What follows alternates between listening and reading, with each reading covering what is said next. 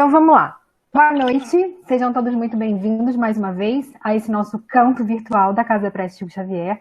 É um prazer poder conversar com vocês essa noite. Então eu vou pedir que primeiro vocês peguem o Evangelho para a gente fazer aquela leitura sobre o assunto. Eu vou pedir que vocês abram no capítulo 5, no item 18. A gente vai ler o primeiro parágrafo. Capítulo 5, Bem-aventurados os aflitos. Tempinho rápido para pegar, para encontrar. Vamos lá? Então vamos lá. Do Evangelho segundo o Espiritismo, codificado por Allan Kardec, capítulo 5, Bem-aventurados os aflitos. Instruções dos espíritos. Bem e mal sofrer. Quando Cristo disse, Bem-aventurados os aflitos, o reino dos céus lhes pertence, não se referia de modo geral aos que sofrem, visto que sofrem todos os que se encontram na terra, quer ocupem tronos, quer jazam sobre a palha. Mas poucos sofrem bem, poucos compreendem que somente as provas bem suportadas podem conduzi-los ao reino de Deus. O desânimo é uma falta. Deus vos recusa consolações desde que vos falte coragem. A prece é um apoio para a alma. Contudo, não basta. É preciso tenha por base uma fé viva na bondade de Deus. Ele já muitas vezes vos disse que não coloca fardos pesados em ombros fracos. O fardo é proporcionado às forças como a recompensa o será a resignação e a coragem. Mais opulenta será a recompensa do que penosa a aflição. Cumpre, pois, merecê-la, e é para isso que a vida se apresenta cheia de tribulações. A gente para por aqui. Vamos lá. O que a gente vai conversar hoje? Bem e mal sofrer. E aí você para e pensa, caramba, que história é essa de bem e mal sofrer? Mas antes da gente começar a comentar isso, é importante que a gente lembre mais ou menos o que significa sofrimento, o que é sofrer. E aí eu fui lá no Aurélio, para a gente ir bem na fonte, e trouxe para vocês a definição de sofrimento, de sofrer. O que é isso? Será que a gente sabe o que é isso? Como que funciona? E no Aurélio está a seguinte definição. Ser atormentado, afligido, suportar, aguentar, admitir, consentir, passar ou experimentar coisa desagradável, dor física ou moral, ser acometido de doença, relação com angústia e aflição. E aí a gente ouve essas definições e fala assim, você tá brincando, né? Que existe um bem sofrer nessa história toda. Só coisa horrível de definição, só coisa ruim. Que história é essa de bem sofrer? Como é que funciona isso? Você está querendo dizer que eu tenho que ficar bem com o sofrimento? Calma, vamos por partes, tá? E aí, a gente precisa lembrar do que a gente acabou de ler no Evangelho. Eu vou de vez em quando dar uma olhada para baixo, gente, porque eu fiz algumas anotações para poder trazer certinho para vocês, tá? Mas vamos lá. Jesus disse, bem-aventurados os aflitos, o reino dos céus lhes pertence. Ou seja, ele se referiu a todos nós que estamos na Terra, porque todos nós que estamos na Terra sofremos. Isso é uma constatação, é um fato. Por quê? Porque nós estamos num planeta de provas e expiações. A gente vai falar rapidamente sobre isso, sobre essa questão de provas e expiações.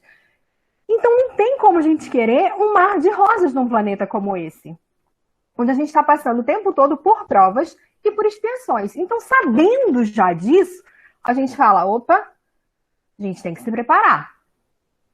Então, a gente não pode esquecer dessa questão de onde a gente vive. Mas ele também disse o seguinte, vinde a mim, todos vós que estáis aflitos, que eu vos aliviarei. Isso está em Mateus, capítulo 11, versículo 18.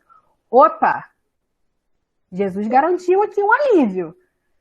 Você está aflito, você está sofrendo, mas eu vou te ajudar. Já dá também uma tranquilidade. Então, tudo a gente vai observando que é uma questão de ponto de vista. Da gente voltar o nosso olhar para onde a gente acha que é melhor e para o que for melhor para a gente também, no caso. E a gente já pode parar e pensar, o que é melhor a gente fazer? Usando a razão. é melhor a gente encarar todas essas dificuldades que a gente já sabe que existem, elas existem, fato. A gente encarar como oportunidade, como aprendizado, como evolução, ou a gente encarar com revolta, com raiva, com ira, reclamando, blasfemando. Quais serão as consequências dessas duas formas de encarar o sofrimento e as dificuldades? Mas é muito importante também a gente saber o seguinte: toda essa análise que a gente vai fazer hoje, que a gente vai conversar aqui, é do ponto de vista espiritual. Do ponto de vista que nós temos diversas vidas e nós somos espíritos imortais. O que significa que a nossa situação como encarnado não é a nossa referência, o nosso parâmetro, não é a nossa situação definitiva. Então isso também nos tranquiliza. Porque a gente fala assim, caramba, eu estou sofrendo agora, ok. Mas isso não é para sempre. Essa situação que eu estou passando agora, ela é momentânea. Quando a gente começa a fazer todo esse tipo de análise, isso já é bem sofrer. Isso já é começar a compreender. Porque às vezes entender é complicado. A gente às vezes fala, não é possível, né? Mas a gente começa a respeitar, a gente começa a tentar compreender como é que as coisas funcionam e começa a aceitar de uma maneira mais madura, entendendo que aquelas dificuldades elas vão fazer parte, elas vão acontecer a gente querendo ou não. A gente até pode dar uma minimizada, mudar o nosso comportamento, melhorar o nosso comportamento para que a gente vá diminuindo o nosso débito, vamos dizer assim, mas a gente sabe que existe. E a gente vai ter que lidar com isso tudo, né? E tem uma outra questão também muito interessante. Tudo é a forma, como eu já falei, do ponto de vista. A gente tem diversas formas de olhar, mas, por exemplo, se a gente começa a olhar as coisas com um lado muito sombrio, muito pessimista, muito... Sabe aquele ar pesado? Por exemplo, se você esquece que não é só a vida física, a vida material que existe, e começa a entrar numa neura de que tudo dá errado, tudo é ruim, o que você vai pensar? Meu Deus, nossa, eu lutei tanto, eu vivi tanto, e morre um, e morre o outro, eu nunca mais vou ver, eu perco tudo que eu tenho. Então isso é uma visão sombria da situação. E aí quando você vira a chavinha e muda o seu ponto de vista, você consegue pensar assim, não, eu não perdi ninguém. Foi apenas uma separação temporária. Que assim que for possível, dentro da vontade de Deus, eu posso reencontrar essa pessoa. Tudo que eu tenho nesse momento foi Deus que me deu para que eu utilizasse aqui. E no momento que eu não precisar mais, não vai comigo. Então vocês conseguem entender que existe uma diferença de visão? Que existe uma diferença de como que você vai encarar, como que nós vamos encarar, porque eu me incluo nisso, é difícil, como que nós vamos encarar todas as dificuldades que vierem, porque elas não vão ser poucas, gente, não vão de jeito nenhum. E voltamos à questão de provas e expiações. As provas, elas vêm para que a gente seja testado na nossa conduta moral, por exemplo. É como se a gente passasse realmente por testes, por provas, que a gente viesse para a vida material, quando a gente encarnasse, com um papelzinho, um lapisinho, borracha, toma, vai fazer sua prova. Vai ver quantos pontos você faz. Vai ver o que você consegue aprender. E para algumas pessoas, essas provas podem durar dias, para outros podem durar décadas, tudo depende. Depende de como a gente conduz esse caminhar. E a gente tem também as expiações, que são grandes oportunidades que a gente tem de reparar os nossos equívocos. Sabe a besteirada que a gente já aprontou? Pois é. É a chance que Deus dá e fala assim, vai lá, meu filho. Vai reparar, vai consertar. E aí a gente vem e tem essa oportunidade. Ou seja, uma oportunidade, além da gente reparar, da gente reconhecer o nosso equívoco, da gente se arrepender, da gente querer fazer o bem. Então, tudo isso, se a gente analisar com muito amor no coração e usando a nossa razão, é bênção. É bênção. Cada oportunidade dessa que Deus dá pra gente é bênção na nossa vida. É oportunidade de melhora, é oportunidade de crescimento. Então, toda vez que vier uma situação mais complicadinha, eu te convido a mudar o seu olhar diante dela, a perceber o que aquilo ali veio te ensinar. Por quê? Porque tem uma frase que ela já até se tornou famosa, algumas pessoas acham que é clichê, mas eu particularmente acho bem verdadeira. Quando alguém vira e fala assim, a dor é inevitável, o sofrimento é opcional. Gente, a dor vem com força, vai doer muito. Mas o que a gente vai fazer com essa dor? O sofrimento, ele é o prolongamento dessa dor. O que a gente vai fazer? A gente vai alimentar o sofrimento? A gente vai dar comidinha diariamente para ele, ó, fica aí, fica aí, fica aí, fica me corroendo por dentro. Não. Então, a dor, como eu já disse, ela vem. Agora, o sofrimento vai depender da gente. Se a gente vai alimentar aquilo ali, por quanto tempo e com qual finalidade. Porque uma vida em que a gente alimenta o sofrimento, ela é uma vida mais triste, ela é uma vida escura, sem graça, sofrida. Você fica ali acuado, você não sente vontade de fazer nada, você acaba se revoltando muitas vezes com o mundo, com Deus. E às vezes o sofrimento até passou, a dor, na verdade, até passou, mas você fica ali, alimentando, né? E aí a gente entra numa questão dessa questão de sofrimento, como a gente falou que a vida é ruim, eu preciso te fazer uma pergunta. É isso que você merece? Uma vida desse jeito? Prolongando esse sofrimento e triste e remoendo todos esses sentimentos? É isso que você merece? Uma criatura criada por Deus com todo cuidado, com todo carinho, com todo amor, criado para brilhar, para crescer, para aprender, com a capacidade de raciocinar, para ser luz. E aí você fica ali, amoadinho, encolhidinho, vendo a vida passar e se entrega para aquele sofrimento. E aí? Será que é isso que você merece? Eu tenho certeza que não. Não é isso que nós merecemos. Deus não quer isso pra gente. Por isso que várias obras da doutrina espírita, no Evangelho, tem muito sobre isso, sobre essa questão da gente observar as coisas de uma outra forma, da gente interpretar essas coisas que acontecem com a gente de uma outra maneira. E quem é que pode fazer isso? Só a gente. Não tem como eu chegar para você e falar assim, olha, você pode interpretar assim, assim, assim, assim, isso aí. Se você não quiser interpretar assim, você não vai interpretar. Então é uma decisão extremamente pessoal, individual, de fora o íntimo. Você precisa querer mudar o seu olhar diante disso tudo que acontece, tá? E a gente precisa entender o seguinte também, nem sempre a gente vai ter o controle de tudo. Aliás, muito pouco, né? A gente vai ter o controle das situações. E quando a gente não tem o controle das situações, não tem o que fazer. Aliás, até tem, a gente entra em oração.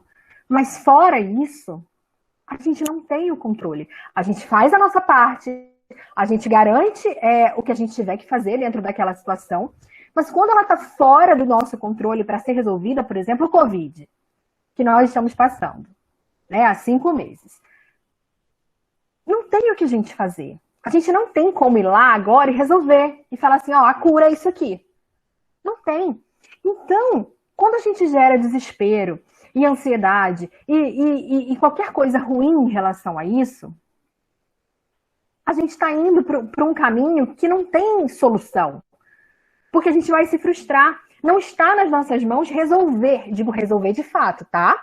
Diferente de prevenção e cuidados. Digo resolver de fato. Não está nas nossas mãos resolver de fato essa questão. A gente faz o que dá. A gente se protege, a gente protege quem a gente ama, a gente ora, a gente faz a nossa parte. Mas a solução não está na nossa mão. E quando a solução não está na nossa mão, o desespero adianta menos ainda. O desespero atrapalha. A revolta piora tudo. Então, quando a gente passa por isso, Cada um de nós vai escolher o que fazer. É claro que é uma situação difícil, é uma situação totalmente atípica, acho que a maioria de nós nunca passou por nada parecido, mas a gente precisa usar mais uma vez a razão. O que a gente pode fazer? Eu estou fazendo a minha parte? Estou. Então, Deus, cuida. Mas isso, mas aquilo, mas aquilo outro. Mas nós não temos o que fazer. Nós vamos fazer o quê? Vamos orar. Por isso que a gente está sempre falando aqui do culto do Evangelho no Lar, da oração das 18 horas, da oração aleatória, se você quiser fazer, quantas vezes você quiser fazer por dia. Tudo isso são medidas muito fortes, muito poderosas para a gente ajudar de fato no que está acontecendo. Isso sim, mas é até aí. É até aí que nós podemos fazer alguma coisa. E isso a gente precisa ter a humildade e a capacidade de entender isso. Para que a gente não se frustre, para que a gente não entre em desespero e confiando sempre em Deus, né? E voltando a essa questão de lidar com as coisas, a gente fica imaginando, o Covid já foi, mas e aí? E um relacionamento difícil? E uma pessoa que te irrita o tempo todo, por exemplo? Gente, isso vai acontecer. Isso vai acontecer. E eu me lembro que alguém uma vez virou para mim e falou assim, Thaisa, o que você acha da gente... Eu nunca esqueci. Na hora eu não curtindo muito não, hoje eu dou risada. Mas o que você acha de você chamar esse irmãozinho que tira sua paciência de personal da paciência? Ok. Isso é o quê? Olhar com outro ponto de vista, é rir da situação. Ok, meu amorzinho, então tá, ao invés de me irritar, eu vou te olhar com outros olhos. Muito obrigada por ser personal da paciência, por estar aqui como instrumento de Deus. Meu amorzinho, vai me ajudar a ter paciência. Pronto. É fácil? Claro que não. Mas a gente precisa exercitar. Exercitar. Para chegar nesse ponto de agradecer pelo fulaninho abençoado que está ali te irritando e está te testando a paciência, está te ensinando a ser mais paciente. Isso tudo nós somos capazes de fazer. Deus deu essa capacidade de raciocinar. E aí a gente pensa o seguinte, Thaisa, não dá, é impossível. E eu tenho certeza, eu te asseguro que dá para fazer. O que acontece muitas vezes é que a gente é envolvido por orgulho, por vaidade, por egoísmo, por uma série de coisas, mas isso aí é assunto para outra conversa. Mas essas coisas muitas vezes nos impedem de mudar essa chavinha de ponto de vista, tá? E a gente precisa lembrar, que estava lá no Evangelho agora que a gente leu, que Lacordaire falou, ele disse o seguinte, mas poucos sofrem bem, poucos compreendem que somente as provas bem suportadas podem conduzi-los ao reino dos céus. E por que isso? Mais uma vez, porque todo desenrolar da situação vai ser de acordo com o que nós fizermos com aquela situação, com a forma pela qual nós vamos lidar com aquela situação. E aí a gente entra no seguinte, o que seria essa questão então de bem sofrer, se isso existe? O que eu tenho que fazer para sofrer bem? Como é que funciona isso? Então, um bom começo é o seguinte, ao invés, quando acontecer alguma coisa, ao invés da gente parar e começar, por que eu? Por que comigo? Por que isso? Por que aquilo? Parou. Esquece por quê. Muda. Pergunta. Para quê? Para que isso aconteceu comigo? Para que eu estou passando por isso? Para que essa situação entrou nesse caminho? Para que... Consegue perceber a diferença? Existe uma grande diferença em ficar se lamentando por quê, e o para quê. Para tentar buscar um aprendizado naquilo ali. Porque, olha só, se a gente acredita que Deus é misericordioso, justo, bom, soberano, se a gente acredita nisso, eu costumo afirmar uma coisa. Não existe acreditar em Deus mais ou menos. Ou a gente acredita, ou a gente não acredita. Não tem meio termo. Não tem como a gente ficar acreditando em Deus só quando acontece coisa boa. Quando acontece coisa ruim, a gente fala assim, Deus não existe, Deus não me protegeu, Deus me esqueceu. Não. Ou a gente acredita, ou a gente não acredita. Então, partindo do princípio que a gente acredita em Deus, que Ele é soberanamente justo, bom e misericordioso, peraí. o que está acontecendo comigo, o que está acontecendo com você, tem um fundamento, tem um porquê. Isso já dá uma aliviada. E lembrando também do que acabamos de ler no Evangelho, que Deus não dá nada mais pesado do que a gente pode aguentar. Então, se isso não é um consolo, se isso não é um acalento, é o quê? Isso é quase que uma frase motivacional. É você saber o seguinte, caramba, ok, é difícil, tá doendo, é pesado, mas se ele me deu é porque eu aguento. É porque eu dou conta. Então você ganha aquele ânimo, você revigora e você vai com tudo para a situação. Você abre a sua mente, você abre a sua visão para as soluções. Ao invés de ficar fechado ali reclamando, você abre, porque você fala assim, caramba, se ele me deu, eu vou matar no peito, eu vou fazer. E vou encarar. Porque você confia em Deus. Isso é confiar em Deus. Isso é bem sofrer. Tem uma frase também que deu uma viralizada, né? Que algumas pessoas falam.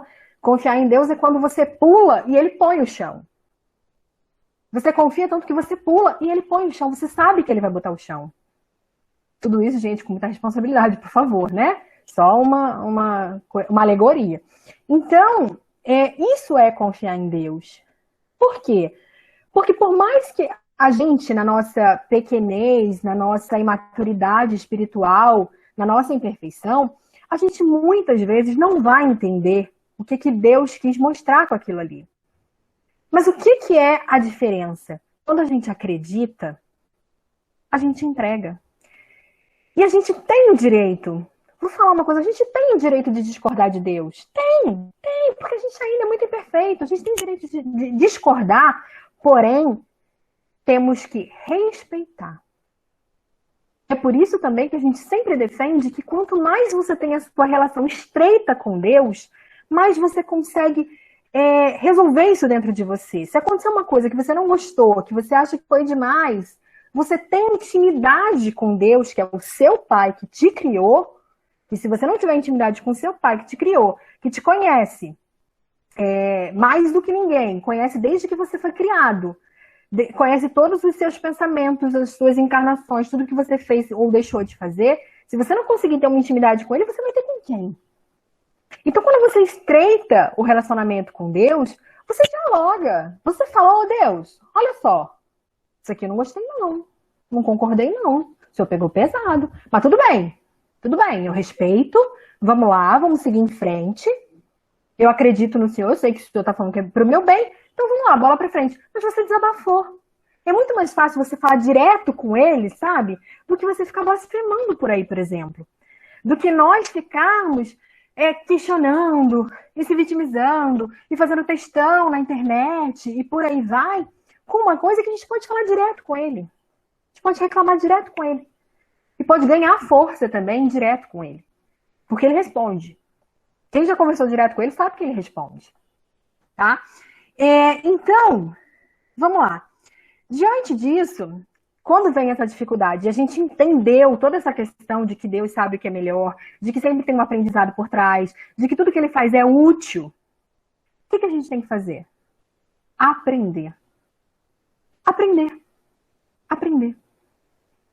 Esses dias eu ouvi uma frase muito interessante, que a vida é como se fosse uma garrafa vazia do lado de um filtro. Você tem duas opções. Ou você pega essa garrafa, enche e bebe, e acabou o seu problema.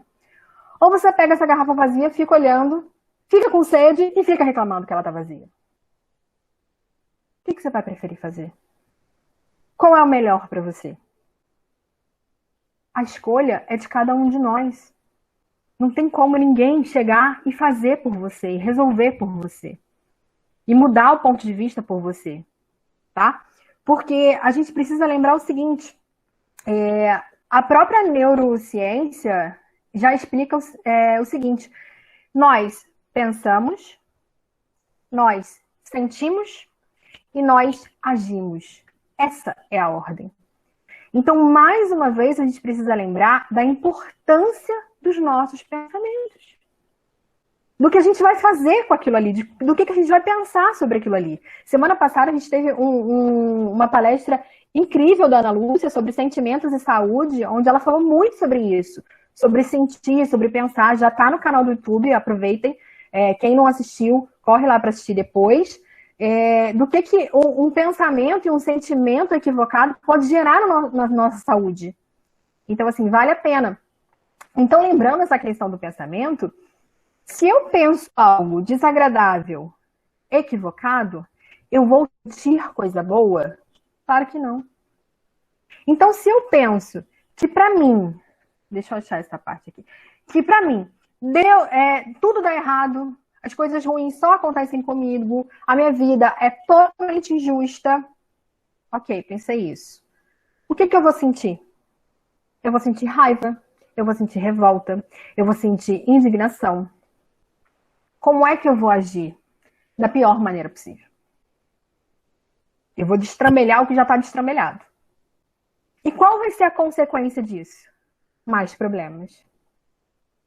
Agora, se eu penso que Deus, meu Pai, me criou, me conhece cada detalhe, sabe o que é melhor para mim, mandou aquela bombinha ali para mim, recebi, aceitei, o que eu vou sentir? Lembrando que ele não dá nada mais pesado, que ele ampara, que ele cuida. O que eu vou sentir? Mais segurança, mais tranquilidade, mais conforto. Como que eu vou agir diante desses sentimentos? Eu vou correr atrás das soluções. Eu vou abrir a minha visão. Eu vou melhorar o meu entendimento daquilo ali. Vou fazer tudo da melhor maneira possível que eu conseguir. E qual vai ser a consequência disso? A consequência disso vai ser ou a resolução dos meus problemas ou uma amenizada, pelo menos, na situação que eu vou conseguir. Essa é a diferença. E eu, particularmente, acho ela bem grande. Quando a gente passa a visualizar as questões como aprendizado, tudo muda. Tudo fica diferente. Deixa eu achar aqui. Cientistas do Canadá fizeram um estudo recentemente e eles falaram que a gente tem, em média, por dia, 6.200 pensamentos. Qual que a gente vai decidir alimentar? Está nas nossas mãos. Eu não consigo nem imaginar, quer dizer, deveria porque a gente pensa, mas 6.200 pensamentos, 6.200 coisas passando na sua cabeça, o que você vai alimentar? É uma decisão importante. O que você vai alimentar? Como é que você vai querer que seja o seu dia? O lado bom é que a escolha é nossa. É que está na nossa mão esse tipo de solução, de como a gente vai lidar. E a coisa é tão verdade que os espíritos já falam isso pra gente há muito tempo. Você vê que está no Evangelho essa questão do bem sofrer, de sofrer bem. E a ciência já aceita isso, já fala sobre isso claramente. Se você pegar neurociência, se você pegar PNL, que é neurolinguística, se você pegar psicologia positiva, se você pegar a minha área de atuação, que é desenvolvimento pessoal, tudo isso já fala, há um tempinho também. Que a escolha de como lidar com a situação é o que importa. Tem um senhor chamado W. Mitchell, o nome dele. Se você jogar no Google, você acha. Ele estava numa moto e sofreu um acidente. Bateu lá num caminhão, sofreu um acidente, pegou fogo, queimou 3/4 do seu corpo. Mas ele sobreviveu. Ele conseguiu sobreviver, ok. Preferiu encarar tudo de uma maneira... Deve ser difícil pra caramba, mas ele conseguiu. Encarar tudo de uma maneira, ok, tô vivo, é o que importa, vou seguir. E continuou com seus negócios. Gente, sem brincadeira. Não sei exatamente quanto tempo, mas algum tempo depois, ele estava dentro de um avião, o avião sofreu uma queda, ele ficou paraplégico. E aí você pensa, cara, não é possível. Não é possível. Pois é. E ele continuou encarando como uma forma de aprendizado, de pensar que a possibilidade de estar vivo é muito maior do que tudo de ruim aconteceu. E hoje ele é palestrante motivacional, os seus negócios são muito bem sucedidos, ele é milionário nos Estados Unidos. E quem convive com ele diz que ele tem mais alegria e sucesso do que a maioria das pessoas. E aí você fala assim, como? Como que é possível? E eu tô aqui reclamando porque, sei lá, minha encomenda que eu comprei pela internet não chegou. Então, eu acredito que isso seja aprendizado pra gente. Porque a gente precisa lembrar de uma questão muito importante. A semeadura, ela é livre. Você semear, você plantar, você tem liberdade para plantar o que você quiser. Agora, a colheita é obrigatória. Você é obrigado a colher o que você plantou. Isso é uma lei de Deus. É a lei de causa e efeito. Você é obrigado. Então, se você é obrigado, o que você vai preferir? O que você vai preferir colher? Então, se você hoje não está satisfeito com o que está acontecendo na sua vida, se hoje a gente olha e fala assim, minha vida não está legal, vamos mudar esse plantio. Vamos mudar essa semeadura para que a gente possa colher uma coisa diferente. Para que no futuro a nossa colheita seja de acordo com o que a gente quer. Mais uma vez, está na mão de quem? De cada um de nós. É isso que importa, né? Então, continuando essa questão, é importante a gente também não entrar numa de ficar comparando o sofrimento, sabe? Não seja essa pessoa.